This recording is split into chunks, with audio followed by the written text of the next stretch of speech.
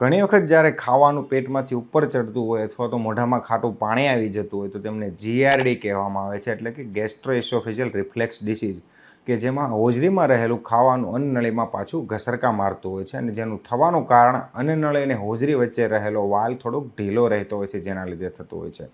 આવા દર્દીઓએ જો દવા કર્યા પણ પછી રાહત ના મળતી હોય તો આવા દર્દીઓએ એક ડાયાફ્રામેટિક બ્રિધિંગ એક્સરસાઇઝ કરવી જોઈએ, કે જેનાથી અન્નનળી અને હોજરી વચ્ચે રહેલો વાલ થોડો ટાઈટ થાય છે અને આવા દર્દીઓને રાહત મળે છે. તો ડાયાફ્રામેટિક બ્રિધિંગ એક્સરસાઇઝમાં દર્દીઓને એક હાથ છાતી પર અને એક હાથ પેટ પર મૂકવામાં આવે છે